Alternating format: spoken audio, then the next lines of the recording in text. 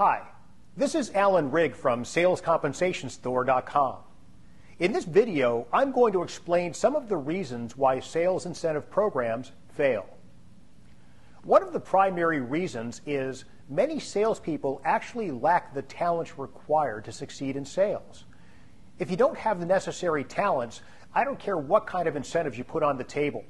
You're not going to foster the desired behavior. They just don't have the ability to do what's being asked. And in fact, if we put incentives on the table, they may try harder and end up doing things worse than they did them previously. So having the talents required for sales success is a critical starting point. Another issue is sometimes we structure compensation that actually produces a disincentive. Let me give you an example. Many years ago, I had a very good friend whose husband was a superior salesperson. He worked for a large textile manufacturer. And in that company, they capped the annual compensation for salespeople at 200% of target income. So you could earn twice your target, and that's it.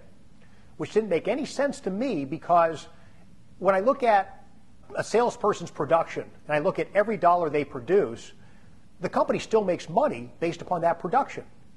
So why on earth would a company want to stop a productive salesperson from selling more? And that's exactly what happened in this case. This fellow actually closed the largest order in the company's history in the second month of the year. He'd maxed out his compensation with 10 months remaining. And he went to his manager and said, "This is crazy. I want to sell. Wouldn't those sales have value to the company?" And his manager, being a reasonable person, said, "Well, yes, they would." So they went to executive management and asked them to change the process, and they wouldn't. So as you might expect, once this fellow received his commission check and cashed it, he quit and found a different job for a company that wouldn't cap his income. A third area where we have challenges, where we may have incentives that don't produce the desired result, is if a contest is perceived by the sales team as being stacked. Now, this may be a circumstance where maybe there's a contest related to a certain product or service, and there's already somebody in the company that sells a boatload of that product or service, way more than anybody else.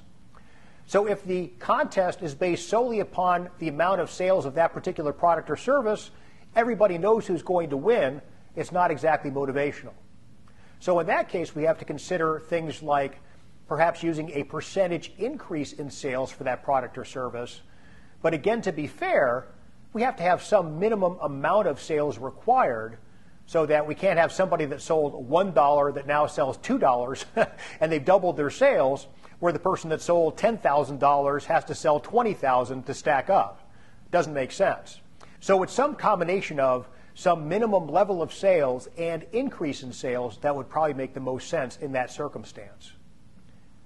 The final issue we have to watch out for in terms of our incentives and their effectiveness is complexity. Because the more complex our compensation is, the more complex our incentives are, the more difficult it is for salespeople to figure out how they're going to make money. And if they can't figure out the benefit they receive from selling certain products and services, once again, we lose motivational value. So we're always walking that fine line between motivating specific behaviors that we find desirable and not having compensation that's so crazy that nobody can figure it out.